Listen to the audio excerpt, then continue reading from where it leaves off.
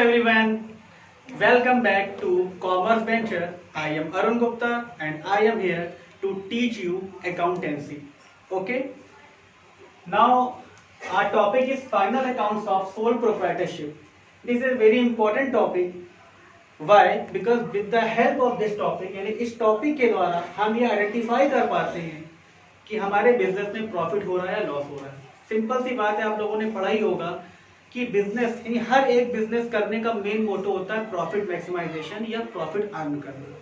जब हम profit earn कर रहे हैं तो उसको जस्टिफाई करने के लिए, आइडेंटिफाई करने के लिए हमारे पास कोई ना कोई टूल्स होना चाहिए कि आखिर हमें प्रॉफिट हो भी रहा है या नहीं हो रहा। उन टूल्स में सबसे इंपॉर्टेंट टूल्स होता है हमारा फाइनल अकाउंट। आप लोगों ने 9th में पढ़ के आया होगा कि अकाउंट्स में जो प्रोसीजर होता है सबसे पहले होता है उसमें बुक कीपिंग। तो हम ये अज्यूम कर रहे हैं कि आपको बुक कीपिंग का नॉलेज है, लेकिन उसके बावजूद हम आपको थोड़ा सा एक ब्रीफ डिस्क्रिप्शन देना चाहते हैं। देखिए, बुक कीपिंग में क्या होता है, जब भी कभी स्टार्टिंग होती है अकाउंट की, तो जो बुक कीपिंग होता है वहां पे क्या चलता है सबसे पहले,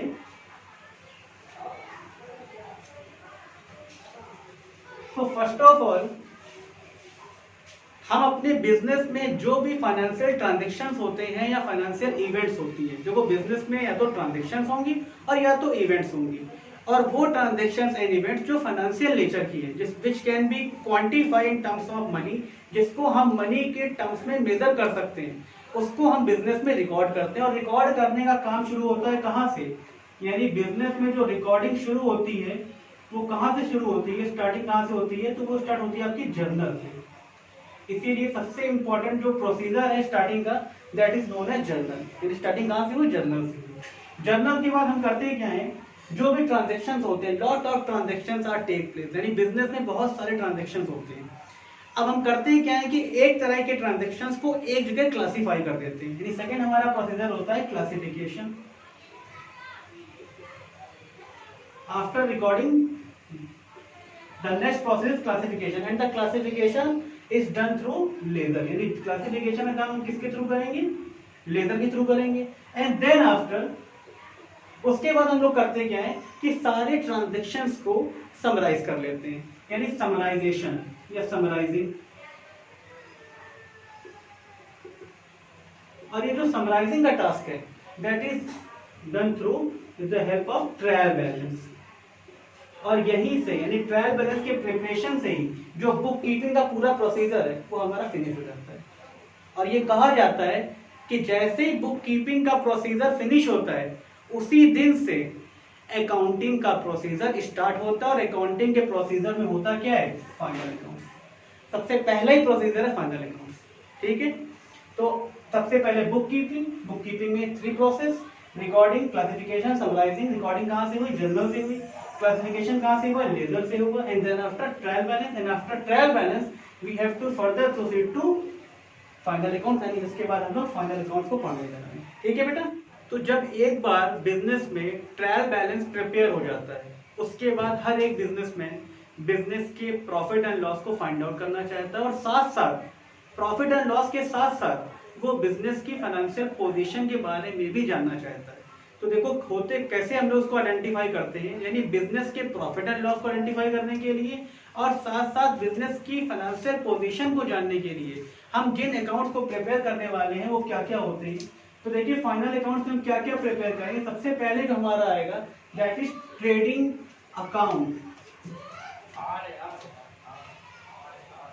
सबसे पहले स्टार्टिंग हमारी होगी ट्रेडिंग अकाउंट से, ठीक है। Then after trading account we have to prepare profit and loss account.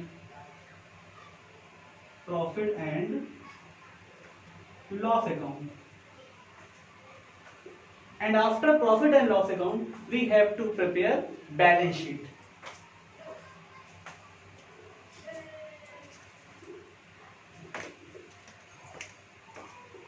Balance sheet. So initially these two statements, trading account and profit and loss account, these statements are prepared, these accounts are prepared to find out financial result of a business, यानी business की financial results को find out करने के लिए हम लोग trading और profit and loss account prepare करते हैं, और साथ साथ बिजनेस की फाइनेंशियल पोजीशन को फाइंड आउट करने के लिए हम बैलेंस शीट प्रिपेयर करते हैं। ठीक है, देखो उसको ऐसे समझ लो कि भाई जैसे मान लीजिए आप लोग अभी 10th क्लास में हो, 10th क्लास में आपके कई सारे एग्जाम होंगे, SA1, समेटिव असेसमेंट 1, 2, 3, 4 जो भी है वॉटेवर। तो उसके बाद एक PTM कंडक्ट होती होगी आपके स्कूल में। पेरेंट्स जाते हैं, पूछते हैं कि हाँ भाई इनका रिजल्ट क्या हुआ, इनका रिजल्ट क्या हुआ। तो रिजल्ट में बताते हैं कि भाई ये पास हो गए या फेल हो गए। ठीक है, तो मतलब बिजनेस के रिजल्ट को तो हमने पता कर लिया कि ठीक है कि हमारे बिजनेस में प्रॉफिट हो रहा है, लॉस हो रहा है। उसके बाद हम क्या पूछते हैं, नेक्स्ट क्वेश्चन, इनकी पोजीशन क्या है क्लास में, कोई पोजीशन गेन की या केवल पास ही हो गए हैं। तो पता चलता है कि भाई नहीं, इनकी 4th पोजीशन आई है। तो इसी तरीके से बैलेंस शीट के थ्रू हम लोग बिजनेस की फाइनेंशियल पोजीशन को फाइंड आउट कर लेते हैं, और trading and profit and loss account के थ्रू हम लोग बिजनेस के रिजल्ट को फाइंड आउट कर लेते हैं। स्टार्टिंग हम लोग करने जा रहे हैं ट्रेडिंग अकाउंट से। ठीक है, तो हम लोग बात करने जा रहे हैं ट्रेडिंग अकाउंट से। ठीक है ना, जो क्योंकि हमारे 3 स्टेप थे, बताया था हमने, trading account, profit and loss account and balance sheet. तो स्टार्टिंग होने जा रही है हमारी ट्रेडिंग अकाउंट से। सबसे पहले ट्रेडिंग अकाउंट बनाने का पर्पस क्या होता है। तो ट्रेडिंग अकाउंट बनाने का जो सबसे मेन पर्पस है,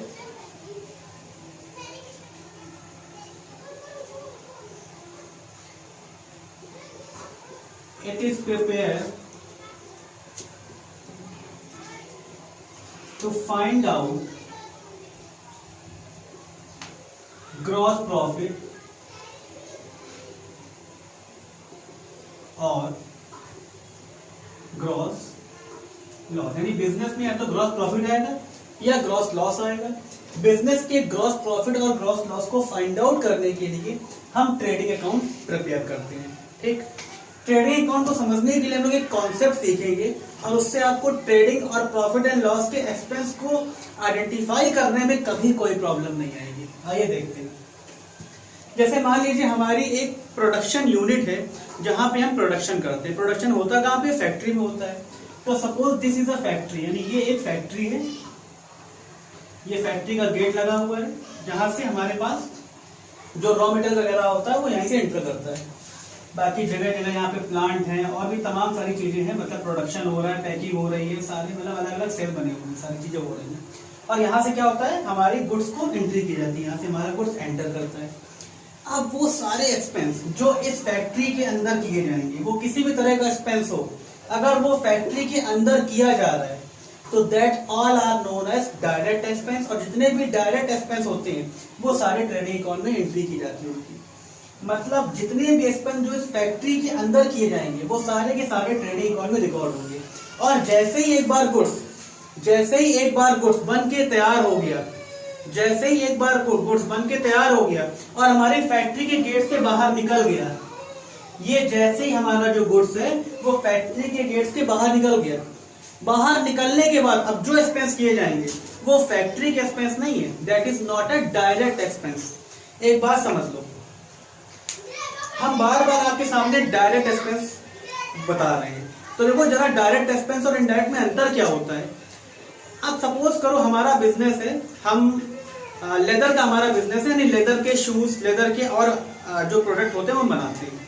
तो लेदर के शूज बनाने के लिए हमको रॉ मटेरियल की रिक्वायरमेंट होगी, हमको लेदर चाहिए, हमको ग्लू चाहिए, शू लेसेस चाहिए, पैकिंग मटेरियल चाहिए, तमाम चीजें चाहिए हमको। एक बार हमने शूज को बना के तैयार कर दिया और वो शूज के जो बॉक्स थे, जो कार्टन थे, वो हमारे बिजनेस के फैक्ट्री के गेट के बाहर चले गए। अब उसके बाद हम उसमें एडवर्टीजमेंट करा रहे हैं, ठीक है ना, अलग अलग तरह के डिस्काउंट कूपन दे रहे हैं लोगों को, गिफ्ट हैम्पर वगैरह दे रहे हैं, उससे मतलब नहीं है। वो सारे जो एक्सपेंस हम कर रहे हैं वो शूज को बनाने के एक्सपेंस नहीं है, बल्कि शूज को सेल करने के एक्सपेंस है।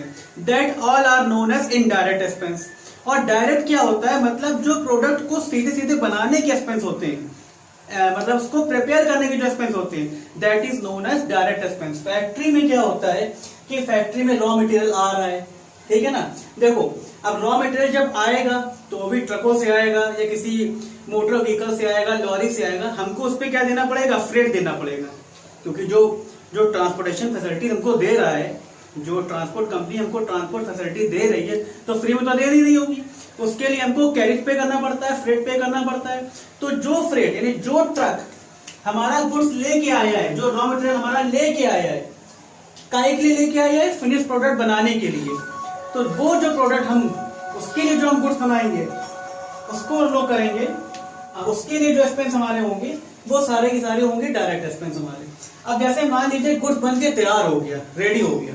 अब जब गुड्स बन के रेडी हो गया तो वो हमारे फैक्ट्री के बाहर भी जाएगा। तो अब जो एक्सपेंस हमें इनकम करना है जो फैक्ट्री के गेट के बाहर जा रहा है, तो उसके लिए हमें देना पड़ता है फ्रेट आउटवर्ड। जब गुड्स अंदर आया था तो फ्रेट इनवर्ड, जब फ्रेट बाहर जा रहा है यानी गुड्स बाहर जा रहा है तो फ्रेट आउटवर्ड। तो जो फ्रेट आउटवर्ड है वो हम ट्रेडिंग अकाउंट में रिकॉर्ड नहीं करेंगे, क्योंकि गुड्स हमारा बन के तैयार होगा और वो जो एक्सपेंस हम इनकर करेंगे वो फैक्ट्री के गेट के बाहर इनकर करने वाले हैं। तो that will never be recorded in trading account, वो ट्रेडिंग अकाउंट में कभी भी रिकॉर्ड नहीं होगा। अब हम लोग ट्रेडिंग अकाउंट के फॉर्मेट को समझने जा रहे हैं और उस फॉर्मेट में जो भी एक्सपेंस हम इनकर करेंगे आप लोग उसको ध्यान से देखिएगा और उसके साथ साथ आप लोग ट्रेडिंग अकाउंट बनाना पूरी तरीके से सीख जाएंगे। ठीक है तो बच्चों, आपके सामने ट्रेडिंग अकाउंट का ये फॉर्मेट नजर आ रहा है आप लोगों को। ट्रेडिंग अकाउंट के फॉर्मेट सबसे पहले आपको ये काम करना है और ये 100% करना है। आपको लिखना है ट्रेडिंग अकाउंट ऑफ मैसर्स या मिसेस, जिसका भी बिजनेस आप हैंडल कर रहे हो उसका नाम आ जाएगा यहाँ पे। जैसे मान लो XYZ लिमिटेड या टाटा सन जो भी है, ट्रेडिंग अकाउंट ऑफ टाटा सन। उसके बाद for the year ending on, यहाँ पे डेट आ जाएगी 31 मार्च 2019, 31 मार्च 2020, जैसा भी जब उसका ईयर क्लोज हो रहा हो। ट्रेडिंग अकाउंट में आप करोगे क्या? फॉर्मेट बहुत ध्यान से देखो। पहले पार्टिकुलर अमाउंट यानी ये पूरा का पूरा साइड आपका डेबिट का साइड है और ये साइड आपका क्रेडिट का साइड है। ठीक है, डेबिट के साइड में हम लोग सारे एक्सपेंस को क्या करेंगे? सब सारे एक्सपेंस को एंटर करेंगे, जितने भी एक्सपेंस हैं, और सारे in the sense direct expense, जिनका प्रोडक्शन से कुछ ना कुछ लेना देना है। जो प्रोडक्शन कर रहे हैं हम, जो चीज हम प्रोड्यूस कर रहे हैं उस प्रोडक्शन में इन सारे एक्सपेंस का डायरेक्टली कुछ ना कुछ लेना देना है और हम सारे एक्सपेंस को क्लियर करेंगे। अभी देखिए सबसे पहले क्या होता है? Opening stock. अब ये क्या है ओपनिंग स्टॉक? देखो समझ लो जरा। जैसे सपोज करो हमने अभी अभी अपना प्रोडक्शन करना शुरू किया है, हमारा नया बिजनेस है बिल्कुल। अगर हमारा बिल्कुल नया बिजनेस है तो इसका मतलब हमारे पास कोई भी स्टॉक नहीं होगा उस समय। स्टॉक क्यों नहीं होगा? क्योंकि हमने न्यूली बिजनेस अभी अभी स्टार्ट किया है। लेकिन सपोज करो अगर हमारा बिजनेस कई सालों से चलता चला आ रहा है, तो जो जैसे मान लीजिए इसके पहले वाले ईयर में जिस समय हमने बिजनेस को क्लोज किया था, तो वो सारे आइटम जो सेल नहीं हो पाए थे वो बच गए थे, तो वो उस ईयर का क्लोजिंग स्टॉक हो जाता, और जो उस ईयर का क्लोजिंग स्टॉक है वही नेक्स्ट ईयर का बन जाता है ओपनिंग स्टॉक। सबसे पहले हम लोग लिखेंगे टू ओपनिंग स्टॉक। ठीक है, ओपनिंग स्टॉक के बाद हम लोग लिखेंगे परचेज, जो हमने गुड्स परचेज किया है। रॉ मटेरियल भी हो सकता है, अगर ट्रेडिंग कंपनी है तो फिनिश प्रोडक्ट होगा यानी परचेज। और परचेज में से अगर कोई भी गुड्स हम रिटर्न कर रहे हैं, जैसे मान लीजिए हमने कोई गुड्स परचेज किया लेकिन वो गुड्स जैसा हमने ऑर्डर दिया था उसके अकॉर्डिंग नहीं आया, या उसकी क्वालिटी अलग हो गई, या that is not according to the standard which we are providing, तो हम क्या कर देते हैं? उसको रिटर्न कर देते हैं। यानी परचेज में परचेज लेस कर देंगे, जो फिगर आएगा उसमें यहाँ पे लिख देंगे। अब सारे डायरेक्ट एक्सपेंस ऊपर स्टार्ट हो गए। जैसे वेजेस किसको देते हैं हम लोग? वेजेस हम उन लेबर्स को देते हैं जो प्रोडक्शन में हेल्प कर रहे हैं, जो प्रोडक्शन में अपना कंट्रीब्यूट कर रहे हैं, उनको हम लोग वेजेस पे करते हैं। अब देखो वेजेस में और सैलरी में बच्चे कंफ्यूज हो जाते हैं, उनको लगता है कि सैलरी और वेजेस दोनों एक ही तो हैं। नहीं, बहुत बड़ा अंतर है। वेजेस हम किनको पे करते हैं? वेजेस हम पे करते हैं लेबर्स को, जबकि सैलरी हम पे करते हैं एम्प्लॉइज को। वेजेस कहाँ पे होता है? फैक्ट्री में। सैलरी कहाँ पे होती है? ऑफिस में। ठीक है, तो वेजेस किससे रिलेटेड है? ट्रेडिंग अकाउंट से रिलेटेड है, और सैलरी ट्रेडिंग अकाउंट से रिलेटेड नहीं है, वो प्रॉफिट एंड लॉस अकाउंट में भी आगे आएगा तब वहां पे देखेंगे। तो वेजेस हो गया। अब देखो यहाँ पे लिखा हुआ है कैरेज इनवर्ड।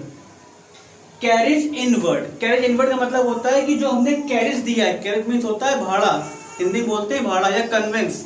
जब हमारे फैक्ट्री में गुड्स आ रहा होगा, चाहे वो ट्रक से आ रहा हो या किसी भी मोटर व्हीकल से आ रहा हो, तो हमें ट्रांसपोर्ट कंपनी को कुछ ना कुछ भाड़ा देना पड़ा होगा। जब रॉ मटेरियल हमारी फैक्ट्री में एंट्री कर रहा है तो उस समय जो हम भाड़ा देते हैं उसको बोलते हैं कैरेज इनवर्ड। ठीक है, कैरेज इनवर्ड हो गया। उसके बाद फ्रेट भी एक तरीके से हमारा जो टोल चार्जेस होते हैं वो आता है। इंपोर्ट ड्यूटी, अगर हम कोई गुड्स बाहर से मंगा रहे हैं, जैसे फॉरेन से कोई गुड्स हमारा आ रहा है, कोई रॉ मटेरियल हमारे पास आ रहा है, तो जब भी कभी पोर्ट पे वो गुड्स आता है तो पोर्ट पे हमको इंपोर्ट ड्यूटी देनी पड़ती है। ठीक है, import duty. Gas and fuel, यानी फैक्ट्री में मशीन्स को ऑपरेट करने के लिए हमें गैस की रिक्वायरमेंट होती है, फ्यूल की रिक्वायरमेंट होती है, जो भी चीजें हैं मतलब जो मशीन जिससे ऑपरेट होती है, इलेक्ट्रिसिटी भी हो सकती है वो। ऑक्ट्रॉय एक तरीके से टोल चार्जेस होता है, जब गुड्स आता है तो टोल चार्जेस लगता है तो उसको भी हम लोग डायरेक्ट एक्सपेंस मानते हैं। डॉक चार्जेस, अगर गुड्स हमारा शिप से आ रहा है तो डॉक चार्जेस लगता है। लाइटिंग यानी फैक्ट्री होगी तो फैक्ट्री में लाइटिंग भी कराएंगे, भाई लाइटिंग होगी तभी तो सारे वर्कर्स वहाँ पे वर्क कर पाएंगे, तो लाइटिंग एक्सपेंसेस भी आ जाएगा। फैक्ट्री एक्सपेंसेस या फैक्ट्री का कोई एक्सपेंस है, वाइट वॉश वगैरह है फैक्ट्री का। Coal and coke, water, royalty. Royalty मतलब क्या होता है, जब हम गुड्स कहीं फॉरेन से परचेज करते हैं तो वहां पे कभी कभी हमको रॉयल्टी भी पे करनी पड़ती है, तो ये सारे हमारे हो गए डायरेक्ट एक्सपेंस, ठीक है। अब हम दूसरी तरफ देखें यहाँ पे, तो यहाँ पे क्या हो रहा है, इस साइड से हम लोग क्या करेंगे, ये क्रेडिट साइड है, तो क्रेडिट साइड में होगा क्या, यहाँ से हम गुड्स को सेल करेंगे और सेल करके इनकम जनरेट करेंगे। होगा क्या, सबसे पहले हमने गुड्स को सेल कर दिया, सेल करने के बाद हो सकता है कि जो गुड्स हमने सेल किया है उसमें से कुछ गुड्स हमारे पास रिटर्न आ जाए, तो सेल्स में से हम लोग सेल्स रिटर्न को लेस कर देते हैं। Sales return is also known as return inward. Sales return को हम लोग रिटर्न इनवर्ड भी बोलते हैं, याद रखना जरा। लेस करके फिगर आ जाएगी। उसके बाद क्लोजिंग स्टॉक, मतलब ये वो क्लोजिंग स्टॉक है यानी ईयर के लास्ट तक। जैसे मान लीजिए हमारा शोरूम है, हम कारें सेल करते हैं, कार सेल करते हैं, तो हमने 10 कार परचेज की, ड्यूरिंग द ईयर हम सेल करते रहे, लास्ट में हमने लास्ट तक क्या किया, हमने 8 कारें सेल कर दी। अब 2 कारें बची हुई हैं तो क्या उसको फेंक देंगे, फेंकेंगे नहीं, ये हमारा हो गया क्लोजिंग स्टॉक, यानी इस ईयर का ये बन गया क्लोजिंग स्टॉक। और यही 2 कारें नेक्स्ट ईयर की बन जाएंगी ओपनिंग स्टॉक, जो ये बन गई थी। देखो मतलब यहाँ का जो क्लोजिंग स्टॉक है वो नेक्स्ट ईयर का क्या बनेगा, ओपनिंग स्टॉक। देख रहे हैं आप, ठीक। अच्छा, तो ये हो गया, वो क्लोजिंग स्टॉक हो गया। क्लोजिंग स्टॉक के बाद अब क्या होगा, अब देखो मेन यहीं पे काम है। आपने देखा कि एक तरफ इस साइड में आपको रेवेन्यू मतलब पैसे आप अर्न कर रहे हो, और एक साइड आप क्या कर रहे हो, एक्सपेंस कर रहे हो। अब होगा क्या, हम एक्सपेंस से यानी क्रेडिट साइड से डेबिट साइड को कंपेयर करेंगे। If credit side is more than debit side, यानी क्रेडिट साइड का टोटल आता है अगर वो डेबिट से बड़ा आएगा तो जो उसका बैलेंसिंग होगी वो हमारी बन जाएगी ग्रॉस प्रॉफिट, और उसको हम लोग यहाँ पे लिखेंगे। यानी if credit side, if the total of credit side is more than the total of debit side, that difference will be created as gross profit. Clear? On the other hand, if the total of debit side is more than total of credit side, then it will be treated as gross loss. यानी gross profit में या gross loss में, इन दोनों में कोई एक situation arise होगी। अगर प्रॉफिट आ रहा है तो फिर हम लोग यहाँ पे एंटर कर देंगे, अगर लॉस आ रहा है तो हम लोग यहाँ पे एंटर कर देंगे, और इस तरीके से हमारा ये ट्रेडिंग अकाउंट का जो कॉन्सेप्ट है वो कंप्लीट होता है। फॉर्मेट यहीं से कंप्लीट होता है। आप लोग इसका या तो स्क्रीनशॉट ले लीजिए या फिर इसको प्रॉपर तरीके से नोट कर लीजिए, ठीक है बेटा, ठीक है। तो ट्रेडिंग अकाउंट के कॉन्सेप्ट को सीखने के लिए हमने जो भी आपको फॉर्मेट क्लियर किया, उसी फॉर्मेट से रिलेटेड एक हम आपको न्यूमेरिकल सॉल्व कराने जा रहे हैं। इसके लिए आप सीबी गुप्ता यानी क्लास 10 की सीबी गुप्ता का पेज नंबर 79 रेफर कर सकते हैं। वहां पे आपको इस तरह का एक न्यूमेरिकल दिखेगा और उसको हम लोग सॉल्व करेंगे। वो न्यूमेरिकल एक बार आपको पढ़ के भी दिखा दे रहे हैं, और साथ साथ आपकी स्क्रीन पे भी वो न्यूमेरिकल लगातार दिख रहा होगा, डिस्प्ले होता रहेगा। देखिए इसमें क्या लिखा हुआ है, from the following particulars prepare a trading account for the year ended 31 दिसंबर 2010। यानी हमें ट्रेडिंग अकाउंट बनाना है और 31 दिसंबर को इनका अकाउंटिंग ईयर क्लोज हो रहा है। सिंपल सी बात है, अगर कोई भी चीज यानी कोई भी चीज अगर 31 दिसंबर को क्लोज हो रही है तो हमें ये समझना पड़ेगा कि ये कैलेंडर ईयर है या फाइनेंशियल ईयर है, क्योंकि अकाउंट्स में 2 तरह के ईयर होते हैं। एक वो ईयर होता है जो कैलेंडर ईयर है, जैसे अगर आपके घर में कैलेंडर होगा तो अपने कैलेंडर को देखिए 1 जनवरी से वो स्टार्ट हुआ होगा और 31 दिसंबर को वो क्लोज हो जाता है। लेकिन अकाउंट्स में एक ईयर होता है फाइनेंशियल ईयर। फाइनेंशियल ईयर कब से स्टार्ट होता है, 1 अप्रैल से स्टार्ट होता है और 31 मार्च को क्लोज होता है। फिलहाल अगर इस क्वेश्चन की हम बात करें तो यहाँ पे हमारा कैलेंडर ईयर दिया हुआ है। इन्फॉर्मेशन क्या क्या है देखते हैं जरा। ओपनिंग स्टॉक है, यहाँ पे कैश परचेज है, कैश सेल्स है, रिटर्न इनवर्ड है। रिटर्न इनवर्ड हमने बताया था, रिटर्न इनवर्ड मतलब होता है sales return. Sales return inward समझो जरा। सेल रिटर्न आखिर क्यों है, हमने किसी को गुड्स सेल कर दिया यानी वो गुड्स अल्टीमेटली हमारे बिजनेस से बाहर चला गया। अभी कुछ दिनों के बाद क्या हुआ, उस बंदे को जिसको हमने गुड्स सेल किया था उसको समझ में नहीं आ रहा, तो वो वापस हमको रिटर्न करने आ गया। यानी जो गुड्स हमारे बिजनेस से आउट हो गया था वो हमारे बिजनेस में वापस से इन होने आ रहा है। इसीलिए रिटर्न इनवर्ड को हम बोलते हैं सेल्स रिटर्न। यानी हमने सेल किया तो वो आउट हो गया, वापस से इन आ गया तो सेल्स रिटर्न, ठीक। फिर रिटर्न के बाद जो नेक्स्ट इन्फॉर्मेशन है वो रिटर्न आउटवर्ड है, यानी परचेज रिटर्न की इन्फॉर्मेशन दी हुई है, क्रेडिट परचेज दिया हुआ है, कैश सेल दिया हुआ है, कैश इनवर्ड दिया हुआ है, वेजेस है, फ्रेट है, कैश इन हैंड है, फ्यूल है, क्लोजिंग स्टॉक है। इन सारी इंफॉर्मेशन से हम लोग अब ट्रेडिंग अकाउंट प्रिपेयर करने जा रहे हैं। आपको ध्यान ये रखना है कि कुछ ऐसी भी इंफॉर्मेशन हो सकती है जिसका कोई यूज ना हो, ठीक है। अभी हमने थोड़ी देर पहले पढ़ा था कैश इन हैंड। आप याद करो जब हमने आपको ट्रेडिंग अकाउंट का फॉर्मेट बताया था तो उस फॉर्मेट में कहीं भी कैश इन हैंड का नाम नहीं था। तो आप कंफ्यूज मत हो जाना, कुछ इंफॉर्मेशन कभी कभी क्वेश्चन में ऐसी भी होती है जो आपके क्वेश्चन के लिए रेलेवेंट नहीं है। हमें केवल उन इंफॉर्मेशन को पिक करना है that is relevant to our question, यानी वो इंफॉर्मेशन जो हमारे क्वेश्चन के लिए रिलेवेंट है, ठीक है, जो हमारे क्वेश्चन के लिए जरूरी है, उपयोगी है, ठीक है। अब देखो क्या करेंगे, सबसे पहले शुरू करते हैं, स्टार्ट करते हैं। यहाँ पे कोई सिक्वेंशियल ऑर्डर नहीं है कि भाई आपको पहले परचेज लिखना है उसके बाद वेजेस लिखना है, there is no sequential order. लेकिन कुछ बातों का याद रखना है आपको, कुछ बातों का ध्यान ये देना है कि सबसे पहले स्टार्टिंग करनी है हमें क्वेश्चन में ओपनिंग स्टॉक से। जब भी बिजनेस ओपन करेंगे तो सबसे पहले जो नेक्स्ट ईयर का, जो पिछले वाले ईयर का, प्रीवियस ईयर का जो हमारा क्लोजिंग स्टॉक था वो इस ईयर का क्या बन जाएगा, ओपनिंग स्टॉक। तो स्टार्टिंग हम लोग करेंगे हमेशा ओपनिंग स्टॉक से।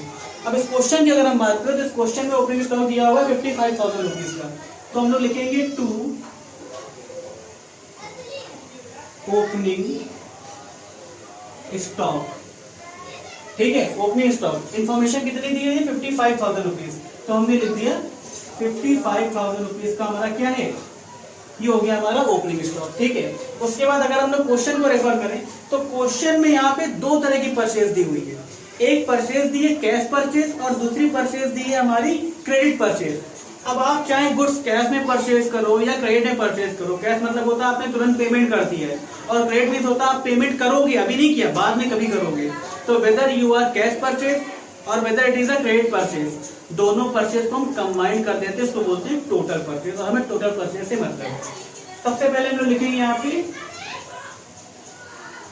टू परचेज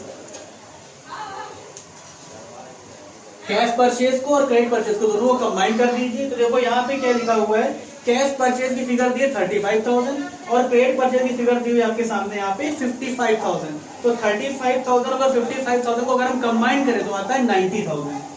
तो वो अभी हम इन कॉलम, इनर कॉलम में लिखेंगे क्योंकि इसके साथ रिटर्न भी दिया हुआ है, और फिर उसको हम लोग क्या कर देंगे, रिटर्न को यहाँ से लेस कर देंगे, रिटर्न आउटवर्ड, यानी परचेज की फिगर से रिटर्न आउटवर्ड यानी परचेज रिटर्न सबट्रैक्ट कर दिया जाएगा, और जो कि दिया हुआ है 5,000 रुपीज। तो 90,000 में जब हम 5,000 सबट्रैक्ट कर देंगे तो आ जाएगा हमारा नेट परचेज 85,000। अभी हमने एक वर्ड बोला है नेट परचेज। क्या होता है कि जब भी कभी हम टोटल परचेज में से, टोटल परचेज मतलब cash purchase and credit purchase, जब दोनों का टोटल आ जाता है और उस टोटल में से हम लोग रिटर्न को सबट्रैक्ट कर देते हैं तो that is known as net purchase. तो ये जो फिगर हमारी आ रही है ये फिगर है हमारी ग्रॉस परचेज की, और जैसे ही हमने इसमें से इस रिटर्न को क्या कर दिया, सबट्रैक्ट कर दिया, तो अभी जो फिगर निकल के सामने आई that is known as net purchase, ठीक है, याद रखना इस चीज को भी। आगे हम लोग फर्दर प्रोसीड करते हैं, और क्या इन्फॉर्मेशन दी हुई है। उसके बाद इन्फॉर्मेशन अगर दी हुई है हमारे सामने कैरेज इनवर्ड, कैरेज इनवर्ड है, और कैरेज इनवर्ड ट्रेडिंग अकाउंट का पार्ट होता है because this is a direct expense. अगर इसी जगह लिखा होता है कैरेज आउटवर्ड तो हम इसको कभी भी ट्रेडिंग अकाउंट में रिकॉर्ड नहीं करते। क्यों? क्योंकि कैरेज आउटवर्ड मतलब होता है कि जब गुड्स बन के रेडी हो गया और जब वो फैक्ट्री के गेट के बाहर जा रहा है उस समय का कैरेज है ये, तो हमें उसको नहीं रिकॉर्ड करना है, हमें फैक्ट्री के अंदर के सारे एक्सपेंस रिकॉर्ड करने के बाद, ये बात याद रखना। तो हम लोग क्या करेंगे, टू कैरेज परचेज, इसको भी रिकॉर्ड करेंगे। कैरेज परचेज की फिगर दी हुई है, sorry carriage inward, carriage inward, और इसकी फिगर हमारे सामने दी हुई है 4,000 रुपीज, तो हमने इसको लिख दिया 4,000। उसके अलावा अगर हम देखें तो हमारे सामने यहाँ पे वेजेस की फिगर दी हुई है, वेजेस यहाँ लिखते हैं हम लोग, वेजेस को भी लिखते हैं, नोट करते हैं। वेजेस हमारी 32,500 रुपीज की।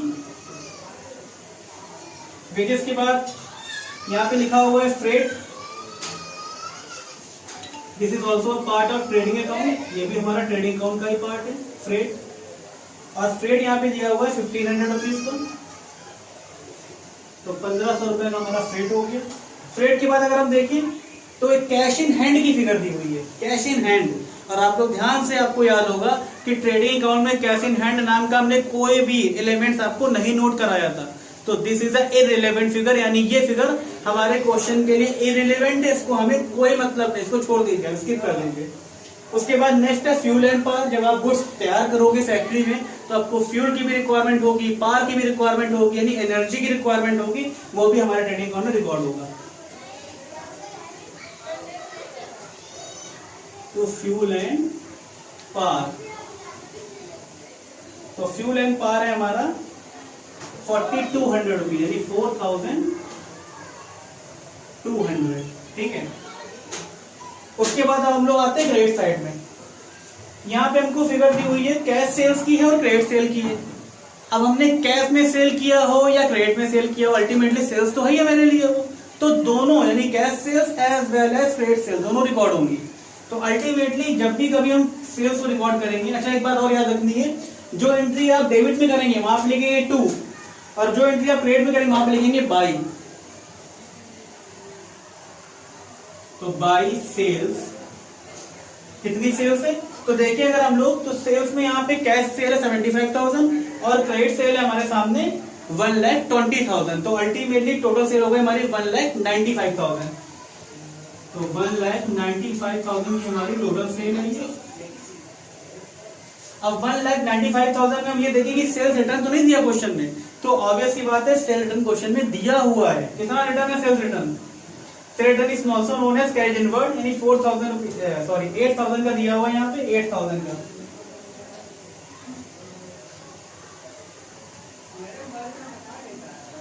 Return inward, this is also known as sales return, ठीक है। कितने का है वो? 8,000 रुपीज का। तो जब हमने सेल्स में से सेल्स रिटर्न को क्या कर दिया? सब्ट्रैक्ट कर दिया, तो हमारे सामने जो फिगर आई वो आई 1,87,000 रुपीज, ठीक है, 1,87,000 रुपीज। क्वेश्चन में क्लोजिंग स्टॉक भी दिया हुआ है, तो क्लोजिंग स्टॉक भी हम लोग यहीं पे रिकॉर्ड करेंगे बाय